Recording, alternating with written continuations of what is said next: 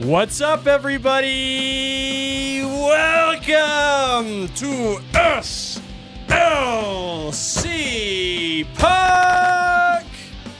I'm your host, Tweedledum. I'm joined today on a Thursday by my... I'm joined today. Is that how they talk? No, your voice just did that. What can I say? I was screaming last night at the top of my lungs. I was so excited. I haven't found my voice again. I'm Austin Facer. I'm playing the role of Tweedledum today. Tweedledee being played by my beautiful, intelligent, talented sister, Sammy. Sorry, I just need to turn the camera just a bit. We work hard on the studio set. We want to show off the whole thing, right? For sure. Well, thank you guys tuning in. I know a lot of you have probably been freaking out. You've been calling your therapist. You've been calling your friends and families. Where the heck is SLC Puck? What's going on? Every Wednesday for over a year and a half, this guy's been doing podcasts about the Utah hockey scene. Where the heck is my frickin' show? It's right here. It's right here right now, yeah. all right? And this is take 2, actually. We've had some hiccups in the recording. We're hoping it goes well right now. We're doing this Thursday night, October 16th, about 9:30 at night. Yeah, we're getting sleepy. We were up late last night. We were. The 24 hours ago, though, it was probably the height of the human experience that I've enjoyed on this earth. And maybe the same for you, Sam. I think there's a lot to talk about. Last night was obviously the Utah Mammoths' first ever game on home ice in a regular season NHL contest, and there were sights and sounds. Oh yes. To behold. It was quite the All we need now is smells. Yeah, what would be the smells? There's kind of. It's a good question. Yeah. I was smelling the beer I was drinking as I was pouring it into my face. Yeah. Maybe that's a smell. There you go. There's a certain ice rink smell too. I was in a nice section. I could tell the people around me had showered, so that was good. I wasn't dealing with a body odor situation. Yes, so it was really very much appreciate the people of Section 8 for practicing good hygiene. Yep. But anyway, there's so much to talk about. There was another game before that we should just brush through real quick. But I know what you guys are thinking. You're like, Austin, Sammy, your show's freaking amazing. We saw you at the game, Austin. You were dressed in full Mammoth regalia, which I was. You can see here. Here's a great picture. Thank you, Brian Schnee, Channel 2, for taking this picture. There is me as a mammoth, and you can't see it because my tusk is in the way and my trunk is in the way, but my nephew Kevin and I went dressed as mammoths to the game, and it was a lot of fun. If you zoom in on me, you can see I'm wearing a pretty cool little cap here. It says Big Tusk Energy, and I had a lot of people be like, yo, that hat's dope. Where'd you get that? I'm like, well, I'll tell you where I got it. I made it, and I sell it right here on bigtuskenergy.com. Buying this merch is a great way to support the show. Super, super funny and fun to see people wearing some of the stuff. And I'll just compliment you, Sam. You did a great job making some buttons that we gave out on the plaza in front of Delta Center. A lot of them had the Big Tusk Energy look, and people were really excited about it. So thank you for getting that. Yeah. And how many did you drop? I dropped a countless number of buttons and broke quite a few, but the ones that didn't get broken were given to folks, and I think very appreciated. So that was fun, and I saw a few people who had made purchases of Big Tusk Energy and were wearing I saw a couple of these hats there. Yep. I saw one guy, Mr. Dubois from Park City, wearing this Big Tusk Energy shirt. And it was, I think you saw this. It was so funny. It was funny because you could talk to him for 2 or 3 minutes like you knew him. I was so excited. And he kind of was just playing along with it, kind of like, how do I know this guy? Well, and then it kind of clicked. He was like, oh, wait, is this yours? Is this your brand? Well, usually the people who buy my merch are the people who have been longtime supporters of the show. They know that I do this and all that. But this guy was just like, no, I just saw this online. I thought it looked good, so I bought it. I was like, dang, that's awesome. So that was super fun. I mean, buttons were kind of the story of the day for us, for you and I were there in attendance.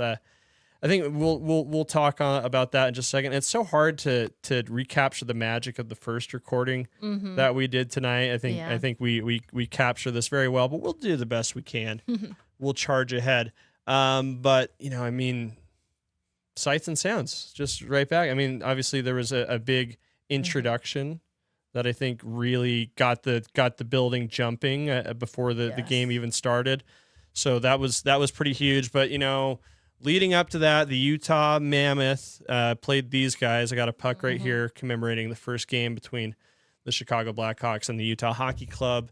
The Mammoth played the Chicago Blackhawks in the Windy City on Monday. It was, I think so. Monday it was 3-1 loss to the Blackhawks. I think we were talking about this on our way to the game on Wednesday, where it's just like, it's so, I don't want to sound insensitive here, but a little erratic, I guess you could say, how quickly people swing back and forth on their feelings about the team on Twitter, on X. I mean, the offensive showing was not great, just one goal. A lot of the power play was not very good either. I don't think they were getting the dangerous chances that they need. But people were like calling for Andre Tourigny's head. They were like, the heads will roll. Only one goal against the Chicago Blackhawks, which admittedly isn't great. The Blackhawks are going to be one of the worst teams in the Western Conference this year. So leaving those 2 points on the board, or even 1 point, with a tie, might be something they'll look back on and regret in the playoff race. Maybe, the season's still young. I think there were some takeaways. Obviously, they're dealing with the Sean Dursey injury. We talked about this last episode. Is it a big deal? It turns out it's somewhat. Poor guy last night too. He looked so sad. Oh, he wanted to be out there. Oh my gosh, yeah. Yeah, he'll be out for about 4 weeks, I think they said. So I did the math on that, just looking at the schedule. Probably will miss like 12 games or so. Hey, it's better than 52. It's better than 52, and that was Still what we sucks, feared. Yeah. It is a blow, but I think we were very worried he was going to miss considerable time, especially like the amount of pain he was feeling after that hit in the game against Nashville, I believe. Yeah. So. Yeah, we obviously, it's not great news, but it's better news than the worst case scenario. But yeah, I mean, they did the player introductions at the home opener. They showed off all the incredible imagery, the lighting, the pageant. The pageantry is a good word for it. Yeah, it was. I think you need to back up a little bit to the Plaza party, though. Yes, please. The party got started early. Yeah, yes. we were the game. Puck drop was 7:30. We arrived on the scene much earlier, didn't we? About 4:00. Yeah. We're such big dorks, but we came in like a vengeance, Sam. I thought we really took the Plaza by storm. I showed up in my ridiculous Mammoth outfit. Yep.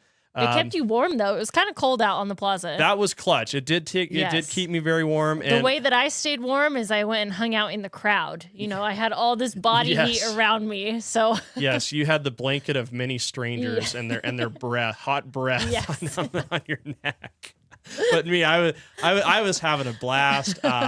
I know. Yeah, this is what's funny is we went together. We didn't even see each other almost the entire time. It was basically when it was time to go in the building at like 6. We're like, oh yeah, how was the last few hours for you? Oh, and then we'll talk about what happened after that, because then we didn't see each other again the rest of the night either. Unfortunately, we didn't spend as much time together as we were hoping. Yeah, so and I know you can't get enough of me, Sam. So I apologize for that. But yeah, it was so fun. But we have to go back to the players walking the blue I know carpet. that was the big highlight for you.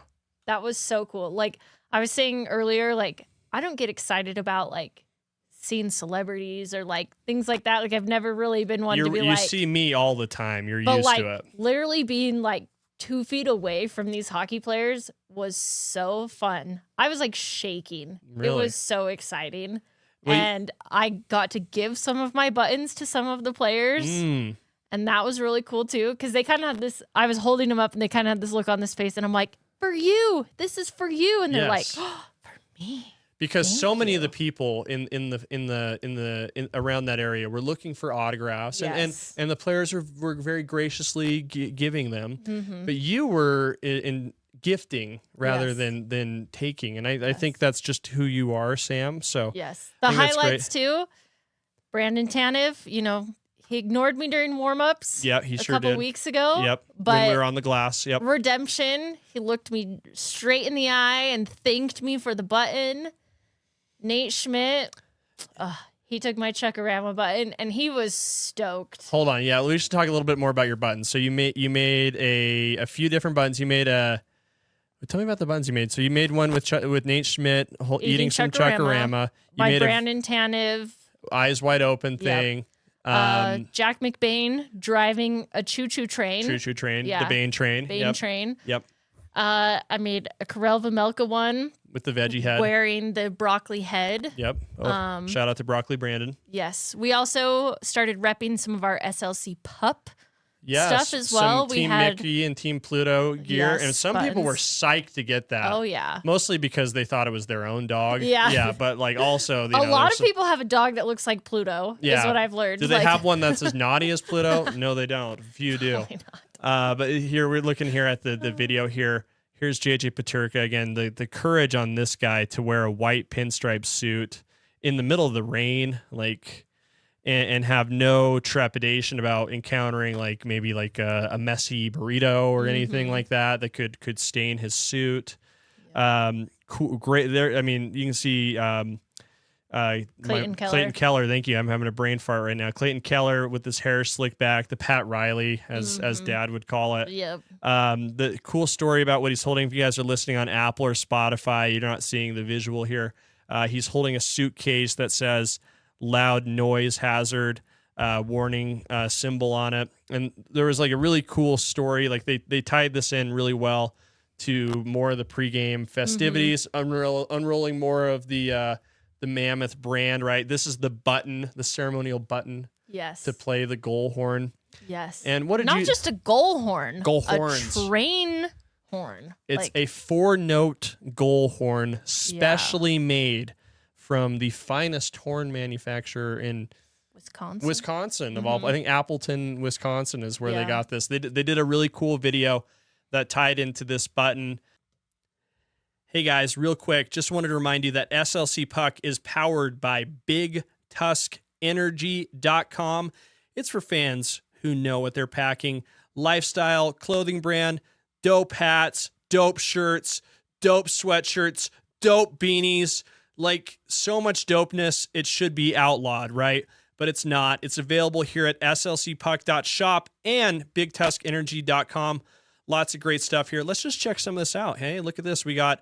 again, all these great hoodies, beanies. This dad hat would look great on you. I'm sure whoever's listening.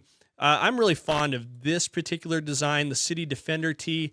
There's a guy flashing his tusks, showing his stuff, and defending Salt Lake City the way our hockey team does. So this is a great way to support SLC Puck. It's a fan-made design inspired by Utah hockey culture, not affiliated with or endorsed by the NHL or the Utah Mammoth. It's by fans, for fans, and it keeps things going for the fans. So we appreciate Big Tusk Energy for their support. Check them out. Team president Chris Armstrong. I'll just say this about Chris Armstrong. You can tell he is having the time of his life putting this team together, building all the little details. He's I think he really he's a guy who has loved hockey his whole life. I think he was a sports agent for years. He represented athletes of all kinds of different sports, but I think hockey was always his number one love. And you can tell he has a great appreciation for the details of the fan experience and what makes a hockey team go.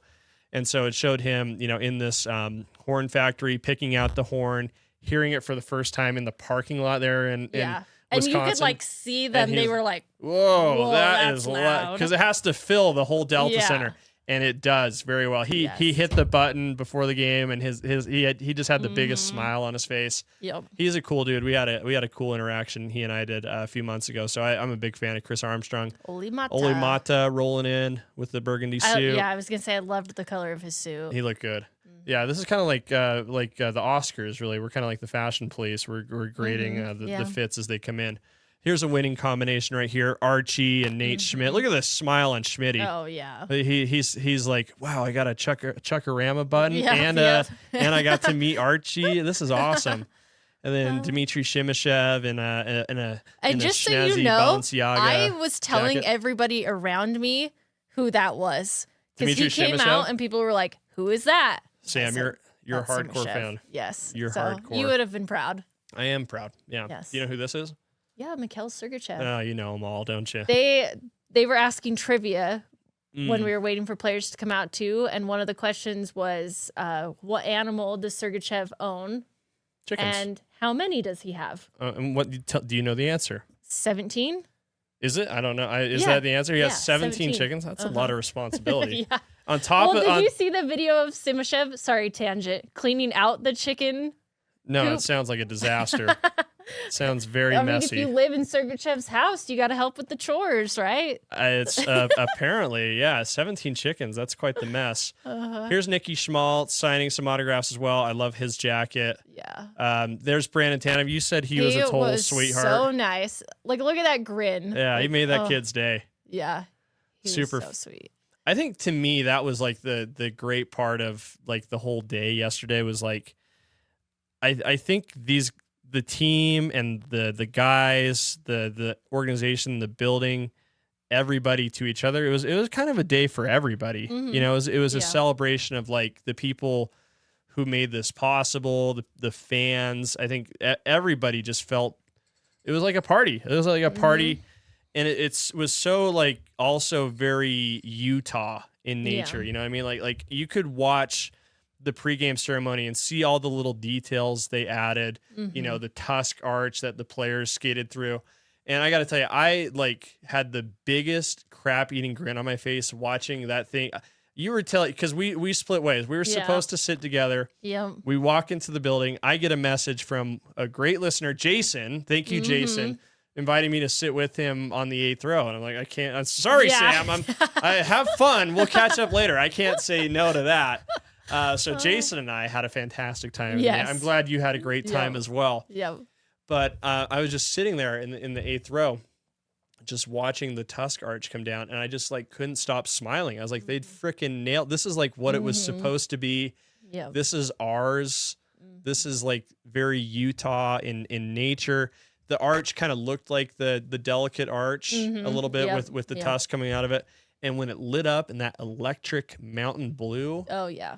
Ooh, Sammy, I can't tell you that for me that was one of the best moments of the night. But before that, we got to talk about what happened before. There was more show. It was the crown jewel. It was Yes. for us as a mascot loving family. Yes. And before we get into a discussion on how much and how well they knocked this out of the park, I think I should qualify myself as a mascot expert. Okay. I know. I mean, people are commentating, so giving their own hot, spicy takes on the Mammoth, but I think I'm a little qualified, more qualified than most. And I'm not saying that to brag. It's on my resume. Okay. And what I mean by that is I actually was a professional sports mascot in a previous life. Also, the Little Caesars mascot. Yes, when I worked at Little Caesars in high school, I did put on that costume with the shaker board, and if you bought a pizza from the Centerville Little Caesars When they first opened. you saw somebody dancing with the costume and the shaker board.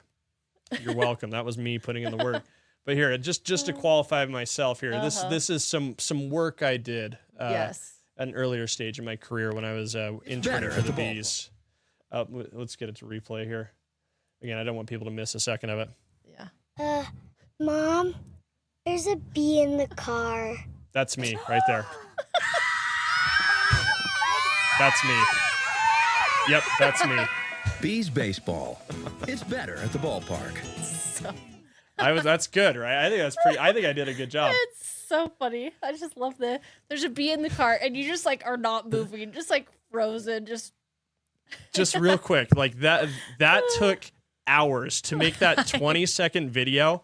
We shot this in the middle of the season, so it's the middle of the summer. Yeah. We're right hot. outside Smith's Ballpark. We're in that Suburban.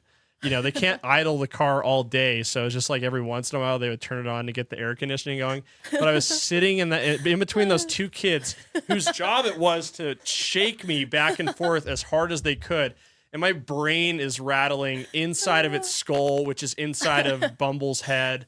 6 hours. I'm not kidding you. In that Suburban, getting that 20-second shot. And I gotta say, it's beautiful. I'm proud of the work I put in. So anyway, that's just me qualifying myself as a mascot expert. Because we're gonna speak about the grand reveal right now. Yeah. There he is, What a cutie. Mr. Tusky himself, the official mascot of the Utah Mammoth. He's so Let's good looking. just take it in for a second. This even these promo pics don't even do it justice. Like you got to go to Yes. I'll tell you. I mean, I think the introduction needs to be addressed a little bit because they did a really great job, sort of building the story, right? Building the anticipation. Like you could see that ice block rolling out onto the ice, and it was like, oh my gosh, this is it. Yep. He's in there. And it was cool. I'm sure you probably noticed is the same actor who was in the name reveal videos. He's like, this is my greatest. The story is he went into that cave. He found Tusky. Yep. And Tusky emerged. And I got to tell you, I think we all kind of saw it coming, right? I think there was some head fakes. I think some people saw the Clubber NHL social handles being taken. I'm wondering if that was just a prankster doing that, or if that was something that maybe the team set aside as a possibility. I don't know, but anyway, it's the official handle is Tusky NHL. But when you're right, when he rattled the ice block, when he emerged as the world's most well preserved mammoth, when he kind of knocked one block off on the back corner, so you could you're like, oh, there is something in there, and then. I think there's a video of him actually emerging. I'll try to find it. It was out of sight. It was one of the most incredible. I there's a video of me watching this on my. In fact, here the best place to find a video is the video I took, and you can see. Oh, there you have Thames playing in the background because I have that tab open. Oh, but can hear just as you were saying.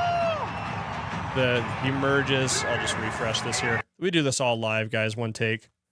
So here he is. He's emerging. You can see it real small. And I just start screaming, yeah! Yeah! And then the fact that he jumped on the ice and started skating was skating a lap. So exciting. Yeah. That for me was the moment that my heart almost jumped out of my chest when he not only stepped out of the ice block, but onto the ice. And did his victory lap. I mean, I can't imagine the adrenaline rush that the actor playing. Yeah, how long was Tusky, he in the ice block too? Millions of years. He was in there being in the ice block. Oh my gosh, yes. In there for tens of millions of years, and now he's emerged. And that was awesome. I did not get the chance to meet Tusky. Did you get to meet Tusky? No kidding. He was in the bowl. Hosing down a Calgary Flames fan, with a fire extinguisher. Heard him running up, so I ran after him and yelled, Tusky. Hey, real quick, guys, I just wanted to remind you about the Big Stick and Gloves Energy giveaway brought to you by SLCPuck.com. That's my Substack where I upload all my content, podcasts, columns, information about watch parties, all the good stuff, right? It gets sent directly to your inbox. No spam, no filler, just killer stuff right in your email. And here's the deal. I want to grow this thing, get more people involved in the hockey community. So I'm doing a fun little giveaway. Once we hit 1,000 subscribers on Substack, I'm going to give away a pair of Utah Hockey Club team-issued gloves and a stick used by Nick Schmaltz. By the way, Nick Schmaltz, the Utah Mammoth, Utah Hockey Club, not involved in this giveaway. To one lucky subscriber. Again, when we hit 1,000, we're at about 450 subs right now. We made some huge progress, so get in on it, guys. It's free to subscribe.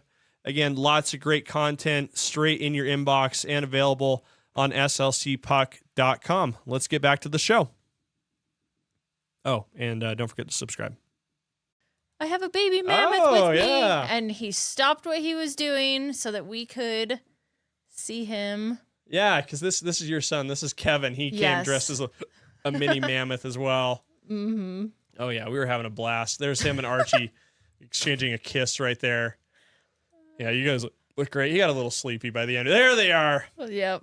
He went straight for the tusk. Uh-huh. Yeah, you can see his little hand gripping yeah. onto the tusk. Uh-huh. And one comment that I have to make, because I've seen so many people say, like, oh, he's kind of scary looking or this. No, Kevin loved him.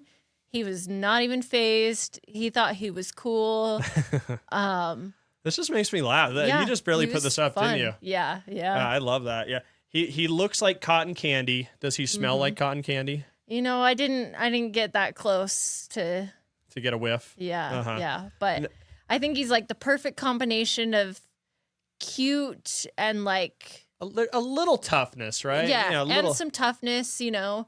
The perfect little combination. I love the mountain blue cotton candy color. You know, it just goes well with the brand. And I think, that was a good choice. They talked a little bit about, like, you know, on Mammoth Daily, which is a great podcast that Mike Folta and Adrian Denny do.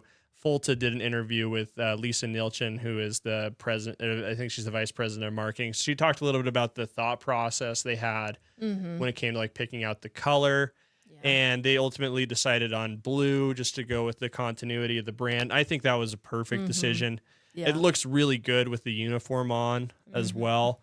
A lot of thought went into this mascot. Yeah. Like this is a science. Yeah, he looks really good. And, you know, we talked about earlier, like, your experience with mascots. Like, I always force everyone to meet lots of characters at Disneyland or anytime there's a mascot. It is annoying, but yes, anywhere, you do that. Even the Chick-fil-A cows, you know, we meet, and he is really well done. Yeah. Like, he looks really, really good. Yeah, it's so funny because, you know, guess what? I'm going to break some news to you, Sam. Oh. If you go on social media, it can be a little toxic sometimes. Yeah. I don't want to scare you. It's just the reality of the world we live in. Okay. I know. Some people were expressing some displeasure in Tusky.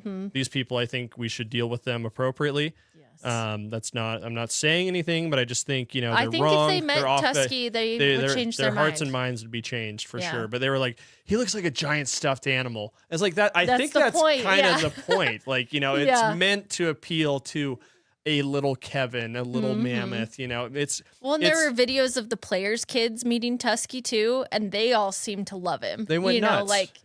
That's it is for little kids. It is meant to be like the entry point for a little person who can't pronounce Dmitry Shimashev or Mikhail Sergachev to be a Mammoth fan. Their favorite Mammoth player might be Tusky. Yeah. You know what I mean? And that's their intro into being lifelong fans. And he does look like a stuffed animal. I don't think that's an accident. I do think that's going to be quite favorable when the plushies come out and hit the shelves. I think you'll probably be first in line because of your sick obsession with mascots and stuffed animals. So I support you in that endeavor, Sam. Yeah. I will bring snacks to you when you wait overnight to be the first for the.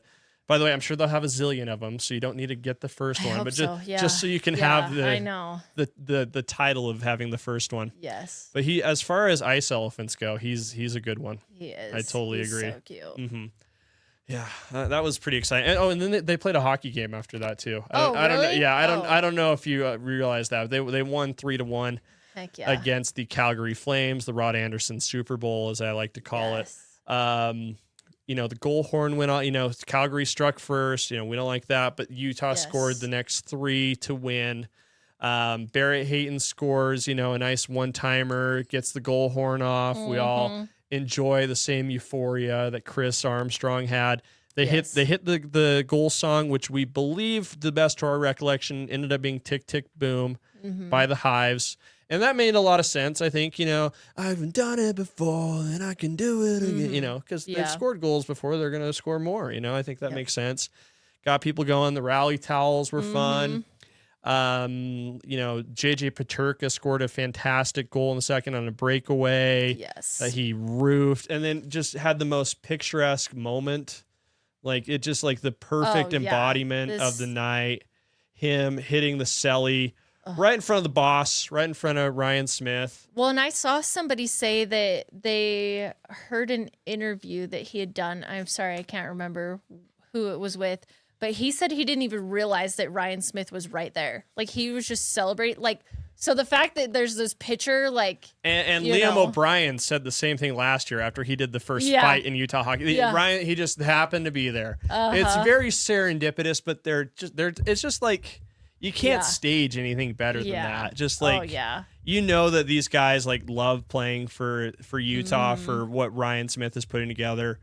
It's insane. Like this it's too good. Nothing beats that. I can't imagine the rush that JJ Peterka must have been feeling. It was probably only equaled by the rush he felt when he put the big hat on at the end of the game. We talked about this last episode, how he saw Karel Vejmelka wearing the hat and then probably went crazy. Like, what the heck? Look at him. He's just beaming from ear to ear with that big I am never silly taking hat on. this hat off. I'm sleeping in this hat is what he's saying.